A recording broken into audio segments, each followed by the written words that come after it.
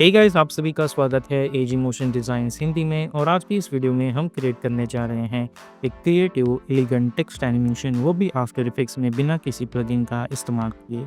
और अगर आपको मोशन ग्राफिक्स से रिलेटेड और भी सारी चीज़ें इन डेप्थ में सीखना पसंद है तो आप मेरी यूडेमी कोर्सेज भी ज्वाइन कर सकते हैं। उन सब की लिंक मैंने डिस्क्रिप्शन में दे रखी है। और अगर आप इस चैनल पर नए हो तो इस चैनल को सब्सक्राइब कर दीजिएगा और बेल आइकॉन पर भी क्लिक कर दीजिएगा। तो बिना वक्त ज़ाय किए चलिए स्टार्ट करते हैं।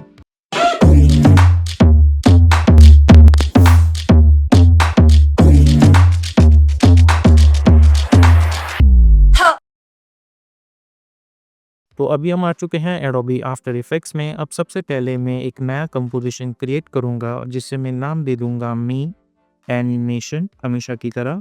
विड्थ हम इसकी रखेंगे 1920 और हाइट रखेंगे 1080।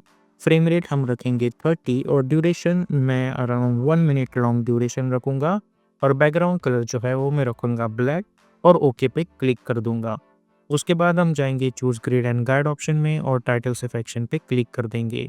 अब मैं अपना टेक्स्ट टूल सिलेक्ट करूंगा और यहाँ पे टेक्स्ट के लिए फ़ॉन्ट हम कोई भी फ़ॉन्ट चूज़ कर सकते हैं। मैं यहाँ पे मॉन्स्टेरा फ़ॉन्ट यूज़ करूँगा, नियो मॉन्टेरल बोल्ड। और अपना टेक्स्ट जो है वो मैं टाइप करता हूँ मोशन। ठीक है, आप कोई भी टेक्स्ट टाइप कर सकते हैं। मैं इसकी साइज़ जो है वो बढ़ा देता हूँ। अब इस टेक्स्ट को मैं सिलेक्ट करूँगा और मैं प्रेस करूँगा कंट्रोल अल्ट होम ताकि एंकर पॉइंट सेंटर में आ जाए। Go to the align tab, इसे अलाइन हॉरिजॉन्टली और अलाइन वर्टिकली करेंगे ताकि वो टेक्स्ट प्रॉपरली सेंटर में आ जाए। और इसे फुल रेज़ोल्यूशन पे रख देते हैं फ़िलहाल के लिए। ठीक है, उसके बाद हमें करना ये है कि हमें इस टेक्स्ट को सिलेक्ट करना है। हमें जाना है कैरेक्टर मेन्यू में और फ़िलहाल के लिए इसका जो रंग है वो मैं रेड कर देता हूँ। और यहाँ पे अगर आप चाहें तो फ़िलहाल के लिए मैंने सारे कैप्स रखे हुए हैं, लेकिन अगर आप चाहें तो इसे प्रॉपर्ली ऐसे भी लिख सकते हैं। ठीक है, और इनके बीच का जो अल्फ़ाबेटिकल डिस्टेंस है वो जो मैं ओरिजिनल टेक्स्ट का होगा वही रखता हूँ, ज़्यादा मैं चेंज नहीं करूँगा। लेकिन अगर आप चाहें तो इनके बीच का अल्फ़ाबेटिकल डिस्टेंस थोड़ा-सा एडजस्ट कर सकते हैं। तो ये होने वाला है मेरा मेन टेक्स्ट। उसके बाद इस लेयर को मैं कंट्रोल डी टू डुप्लीकेट कर दूँगा और यहाँ से मैं ये जो सेकंड लेयर है उसे हाइड कर देता हूँ। और यहाँ पे स्ट्रोक मैं वाइट कलर चूज़ करूँगा और ये जो रेड कलर का स्ट्रोक है वो मैं हटा देता हूँ। और स्ट्रोक विड्थ में रखूँगा 3 पिक्सेल्स। ठीक है, तो हमें हमारा स्ट्रोक मिल चुका है। अब इसे मैं राइट क्लिक और मैं जाऊँगा क्रिएट ऑप्शन में और मैं चूज़ करूँगा शेप फ्रॉम टेक्स्ट लेयर। इस पे क्लिक करने से ये एक शेप लेयर बन जाएगी। ठीक है, और उसके बाद इस सेकंड लेयर की हमें ज़रूरत नहीं है तो मैं इसे डिलीट कर देता हूँ। अब ये जो लेयर है ये एक शेप लेयर है, ना कि टेक्स्ट लेयर। और इस शेप लेयर पे आप अगर सिलेक्शन टूल सिलेक्ट करेंगे और यहाँ पे देखेंगे तो फिल नहीं है, ओनली स्ट्रोक है। तो जस्ट बिकॉज इसमें स्ट्रोक है इसका मतलब हम अगर इसके अंदर जाएंगे ऐड मेन्यू में और मैं अगर ट्रिम पाथ चूज़ करूँगा तो आप देख सकते हैं यहाँ पे MOTION सारे अल्फ़ाबेट्स आ चुके हैं। और यहाँ पे मुझे मिल चुका है ट्रिम पाथ और इस ट्रिम पाथ में मैं इसकी एंड वैल्यू ऐसे एनिमेट कर सकता हूँ। ठीक है, तो अब मैं क्या करूँगा, मैं ये ट्रिम पाथ फ़िलहाल डिलीट मार देता हूँ। हमें जाना है एन में और मैं जाऊँगा ऐड और उसके बाद मैं ऐड करूँगा ट्रिम पाथ, यानी ये ट्रिम पाथ सिर्फ एम के लिए काम करेगा। ठीक है, तो एम के लिए मैं इसकी वैल्यू इनिशियली 0 रखूँगा एंड वैल्यू और एक की फ्रेम क्रिएट कर दूँगा। मैं जाऊँगा अराउंड 1.20 फ्रेम्स पे और इसकी वैल्यू हम कर देंगे 100। तो अब जब ये एनिमेशन देखेंगे तो हमें कुछ इस तरीके की एनिमेशन दिख रही होगी। अब मैं इसको सिलेक्ट करूँगा और ईज़ी ईज़ आउट पे क्लिक कर दूँगा। तो आप इस एनिमेशन को देखोगे तो हमें कुछ इस तरीके का ये टेक्स्ट एनिमेशन दिख रहा होगा।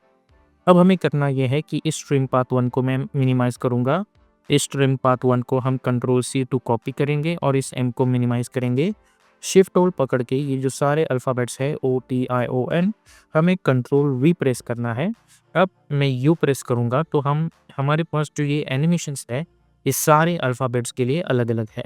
और अगर मैं 20 फ्रेम्स का गैप लूँगा और सभी को इस तरीके से इनकी की फ्रेम्स जो है वो 20-20 फ्रेम्स के गैप पर ऐसे एडजस्ट करता रहूँगा। सॉरी, आप सिंपली इस एंड वर्ड पे क्लिक कर सकते हो जिसकी मदद से ये जो की फ्रेम्स हैं वो सिलेक्ट होंगी और आपके बीच में 20-20 फ्रेम्स का गैप देखेंगे। और 3 सेकंड्स पे भी मैं इसे ऐसे यहाँ से यहाँ पे एडजस्ट कर दूँगा। ठीक है? तो अब ये एनिमेशन अगर आप देखोगे तो आपको कुछ इस तरीके की एनिमेशन देखने को मिल जा रही। अब ये एनिमेशन डायरेक्टली आ रही है, मैं नहीं चाहता कि ये डायरेक्टली आए। There should be something that should start this animation, यानी ये एनिमेशन किसी की वजह से स्टार्ट होना चाहिए। तो यहाँ पे अगर आप देखेंगे तो ये जो एम है ये यहाँ से स्टार्ट हो रहा है। तो मैं क्या करूँगा, मैं एक पेन टूल सिलेक्ट करूँगा और ज़ूम इन करके एक पॉइंट मैं यहाँ पे बना देता हूँ और शिफ्ट होल्ड पकड़ के एक पॉइंट में यहाँ पे बना देता हूँ। तो इस तरीके का एक स्ट्रोक बन जाएगा और यहाँ से हमें फिल हटा देना है इस शेप में से और हमें चूज़ करना है वाइट कलर। और स्ट्रोक विड्थ हमने, बिकॉज़ हमने शेप लेयर की यानी अपने टेक्स्ट की स्ट्रोक विड्थ 3 रखी थी, तो मैं इसकी भी 3 ही रखूँगा। ओके, अब इसे सिलेक्ट करो और कंट्रोल अल्ट होम प्रेस करो ताकि उसका एंकर पॉइंट जो है, जो यहाँ पे सेंटर में था, वो यहाँ पे आ जाए। ओके, और एरो कीज़ की मदद से आप इसे हल्का-सा ऊपर लेने का ट्राई करो ताकि ये प्रॉपर्ली इससे पे अलाइन हो जाए। अब उसके बाद इस शेप लेयर को मैं सिलेक्ट करूँगा और मैं जाऊँगा ऐड और ट्रिम पाथ।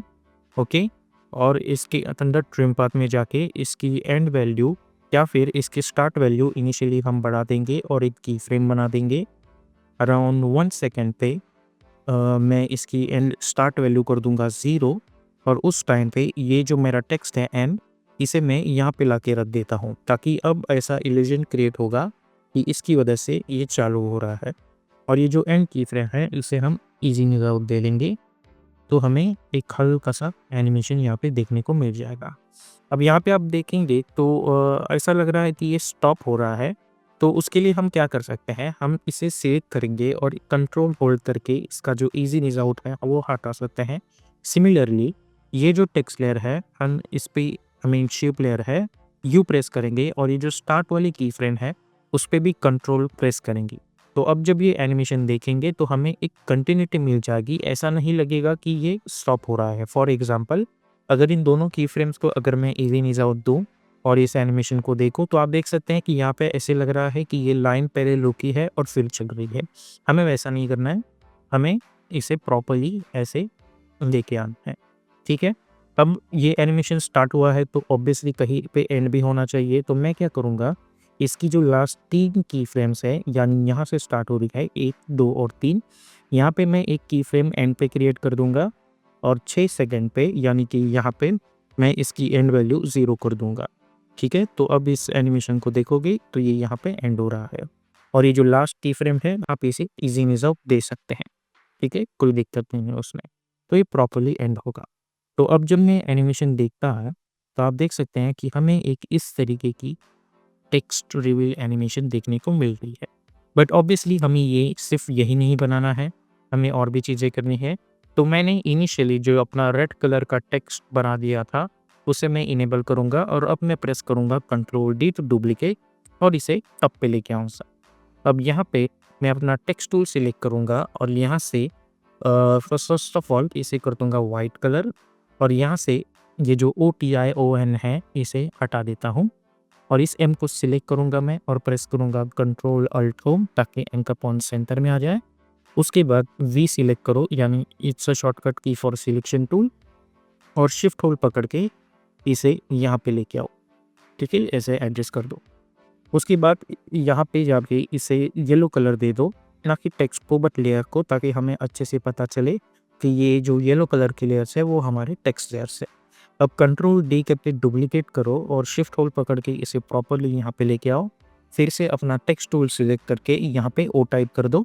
इस ओ को एरोस कीज की मदद से प्रॉपर्ली यहाँ पे ला के रख दो। हमें बेसिकली इस रेड कलर की लेयर से अलाइन करना है। फिर से इसे कंट्रोल डी करके डुप्लीकेट कर दो, शिफ्ट होल्ड पकड़ के यहाँ पे लेके आओ, अपने टेक्स्ट टूल की मदद से यहाँ पे टी टाइप कर दो। अगेन कंट्रोल डी, इसे यहाँ पे लेके आओ, control T is a shortcut की फॉर टेक्स्ट टू और इसे एरो कीज की मदद से यहाँ पे एडजस्ट कर दो। कंट्रोल डी, इसे टाइप कर दो ओ,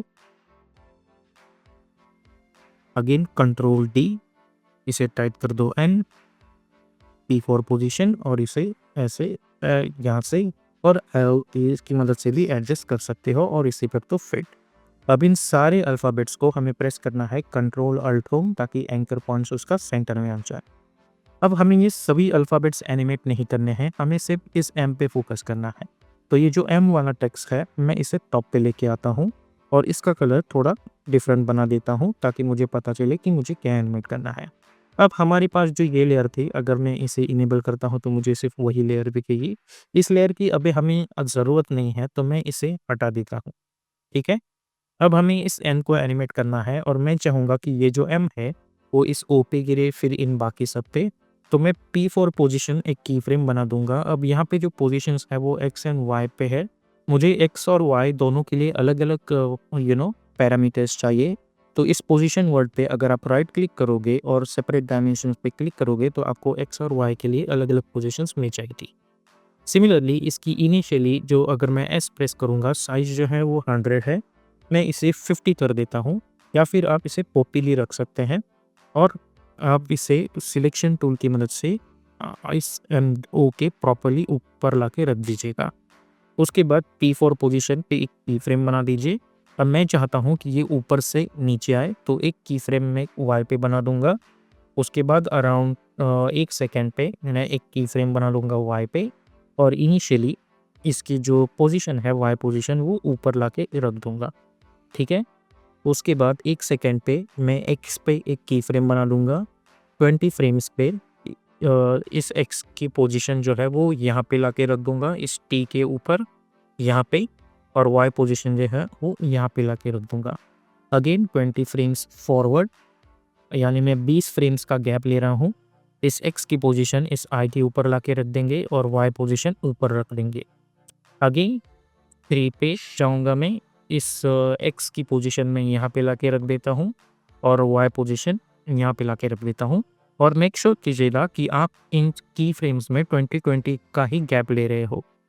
उसके बाद सिमिलरली यहाँ पे 20 फ्रेम्स का गैप और ये जो एक्स पोजीशन है उसे इस एन के ऊपर लाके रख दो और वाई पोजीशन ऐसे बीच में लाके रख दो।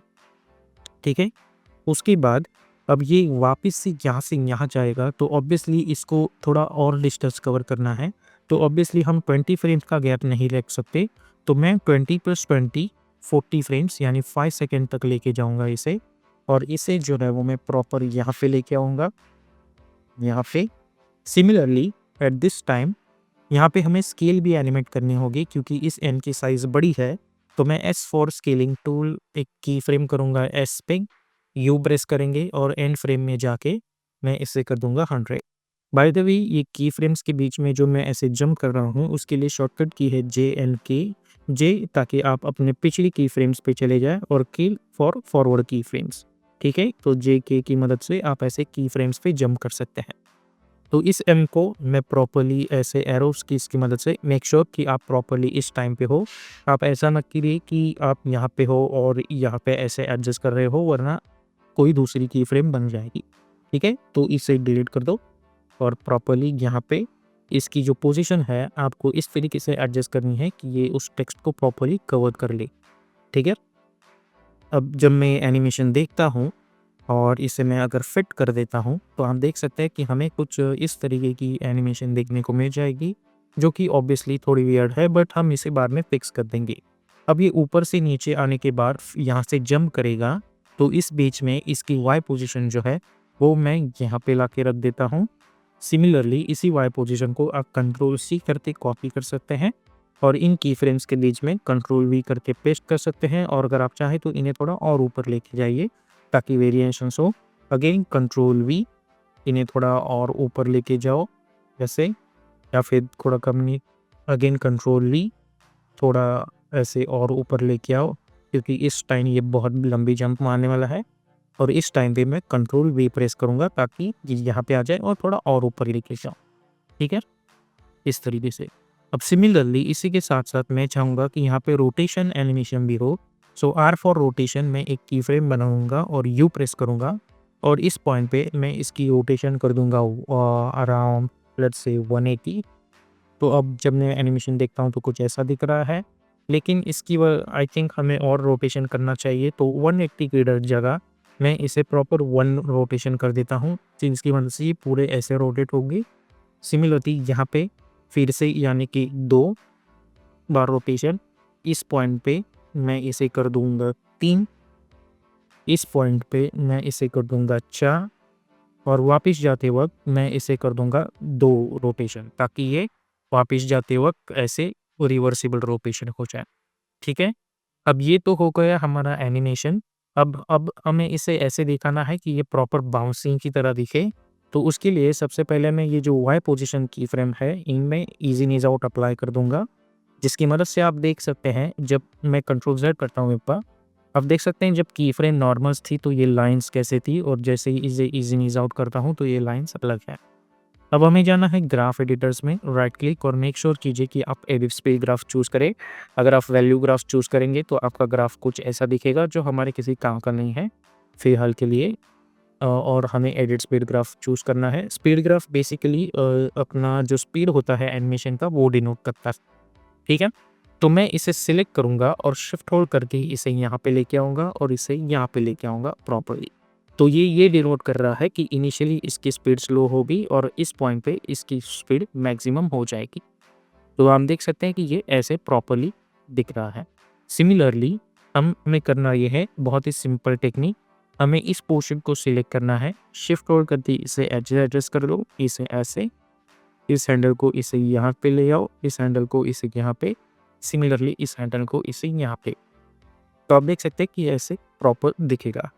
अब ये सेम प्रोसीजर हमें इन्हें यहाँ पे भी करनी है। शिफ्ट होल्ड करके इसे यहाँ पे लेके आओ, इसे यहाँ पे, और आप देख सकते हैं कि कैसे ईज़िली हम इस ग्राफ को ऐसे एडजस्ट कर सकते हैं। इसे भी सिलेक्ट करो, शिफ्ट होल्ड करके इसे यहाँ पे लेके आओ और इसे यहाँ पे, इस पोर्शन को इसे यहाँ पे लेके आओ और इस पोर्शन को यहाँ पे। तो आप देख सकते हैं कि ऐसे एनिमेशन मिल जाएगा। सिमिलरली लास्ट इसे यहाँ पे और इसे यहाँ पे, इसे यहाँ पे और इसे यहाँ पे लेके आओ, ठीक है? ऐसे। और इस पॉइंट पे जब लास्ट वाली एनिमेशन है इसे सिलेक्ट करके शिफ्ट होल्ड करके इसे यहाँ पे और इसे यहाँ पे लेके आओ। सिमिलरली इसे सिलेक्ट करके शिफ्ट होल्ड करके इसे यहाँ पे और इसे यहाँ पे लेके आओ। तो आप देख सकते हैं कि हमें ऐसी चीज़ देखने को मिल जाएगी, ठीक है? अब ये जो लास्ट वाला एनिमेशन है अगर आप इसे प्रॉपर्ली देखें तो ऐसा लग रहा है कि ये एनिमेशन बहुत ही स्लो है। तो हम क्या कर सकते हैं कि ये जो लास्ट की 3 की फ्रेम्स हैं उन्हें बाय होल्डिंग अल्ट हम इसे ऐसे एडजस्ट कर सकते हैं ताकि ये थोड़ा फास्ट हो जाए, ठीक है? अब ये जो रोटेशन की फ्रेम्स हैं उन्हें मैं सिलेक्ट करके ईज़ इन ईज़ आउट अप्लाई कर दूँगा, तो हमें एक ऐसे रोटेशन देखने को मिल जाती, ठीक है? तो अब जब मैं एनिमेशन देखता हूँ तो कुछ ऐसी चीज़ देखने को मिल रही है।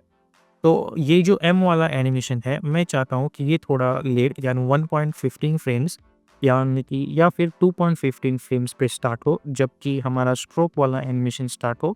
मैं इन बाकी चीज़ों को हाइड कर देता हूँ, ठीक है? तो सबसे पहले हमें ये एनिमेशन दिख जाएगा और ये जो टेक्स्ट है हमें मेक श्योर करना है कि यहाँ पे एनिमेट हो। ओके। अब जब ये ओ पे गिरेगा तो मैं चाहूँगा कि ये जो ओ वाली लेयर है ये इनेबल हो, तो इसे इनेबल कर दो और ओपन स्क्वायर ब्रैकेट की मदद से इसे यहाँ पे शिफ्ट कर दो। सिमिलरली जब ये इस पॉइंट पे आ जाएगा ये जो टी वाली लेयर है वो उसे इनेबल कर दो और इसे यहाँ पे लेके आओ। इस पॉइंट पे आ जाएगा तो इस आई को इनेबल करके ओपन स्क्वायर ब्रैकेट की मदद से यहाँ पे लेके आओ। इस पॉइंट पे हमें इसे ओ को इनेबल कर देना है और इसे यहाँ पे लेके आना है। सिमिलरली इस पॉइंट पे हमें इसे सिलेक्ट करना है और इसे ओपन स्क्वायर ब्रैकेट की मदद से यहाँ पे लेके आना है, ठीक है? और लास्ट में हमारा ये टेक्स्ट तो ऑब्वियसली आने वाला ही है, ठीक है? अब हमें F4 प्रेस करना है और हमें सभी की सिलेक्शन करके ये जो मोशन ब्लर ऑप्शन है इसे इनेबल कर देना है। तो उससे होगा ये कि हल्का सा मोशन ब्लर आ जाएगा एनिमेशन में, जिसकी मदद से ये जो एनिमेशन है वो थोड़ा और स्मूथ दिखेगा। अब ये एनिमेशन बिकॉज़ रेंडर में टाइम ले रहा है तो इसलिए ऐसा लग रहा था, ठीक है? ये, ये, ये, ये, ये और ये, ठीक है?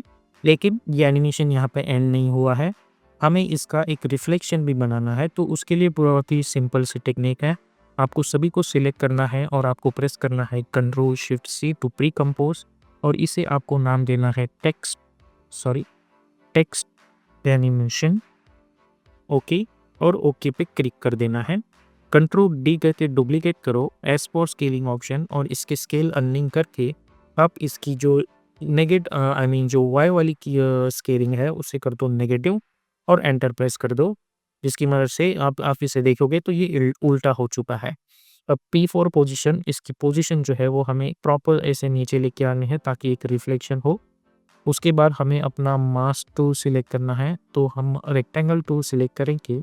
इस लेयर को हमें सिलेक्ट करना है और इस तरीके से हल्का सा मास्क बना देना है। अब इस मास्क के अंदर जाके हमें इसकी जो फेदर्स वैल्यू है उसे ऐसे इंक्रीज़ कर देना है।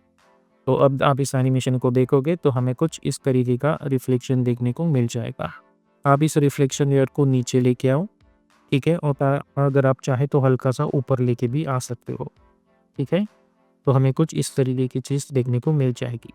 अब हमें यहाँ पे एक से एक थोड़ा-सा और फिक्स करना है। अगर आप यहाँ पे देखें तो समवेयर अराउंड यहाँ पे, तो आप देख सकते हैं कि ये 2 बार आ चुका है।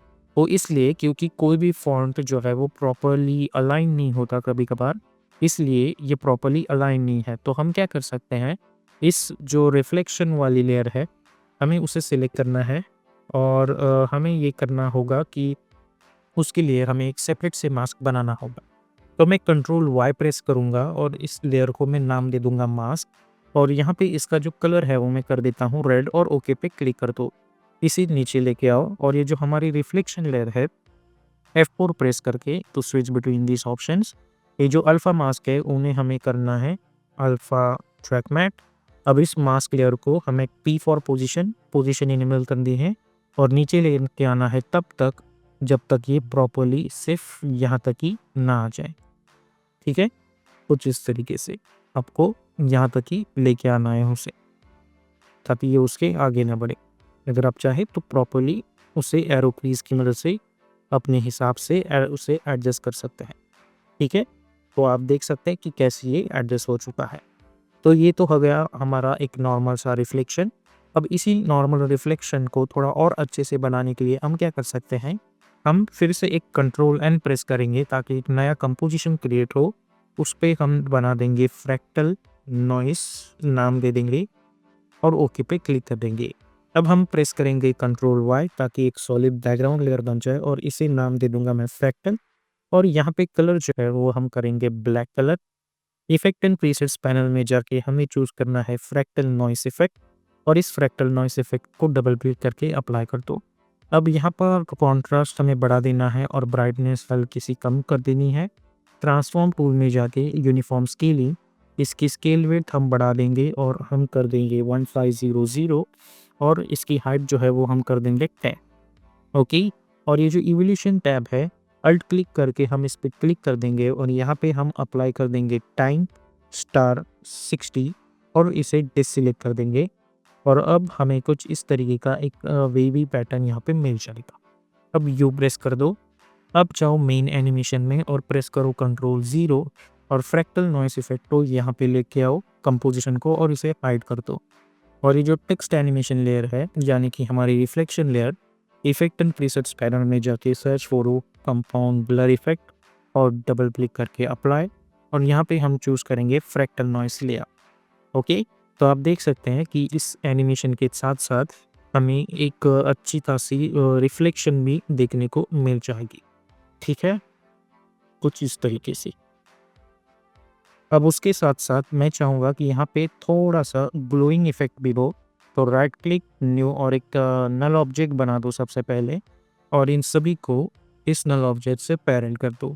अब इनिशियली इस नल ऑब्जेक्ट के स्केल में रखूँगा 115 और एक की फ्रेम बना दूँगा, और ये animation I think around 8 second तक ख़त्म हो जाएगा, तो मैं 8 सेकंड पे इसे कर दूँगा 100, ठीक है? और एन प्रेस कर दूँगा। अब इससे होगा ये कि इस एनिमेशन को हमें एक हल्का-सा एक स्केलिंग एनिमेशन देखने को मिल जाएगा। अब जैसा कि मैंने कहा यहाँ पे थोड़ा-सा ग्लो होना चाहिए। आई थिंक हमें इस एनिमेशन की ड्यूरेशन 9 सेकंड तक रख लेता हूँ मैं, तो इसे 9 सेकंड तक लेके आओ और एन प्रेस कर दो, और स्टार्ट में इसकी स्केल जो है मैं रख दूँगा 120, ठीक है? कुछ इस तरीके से।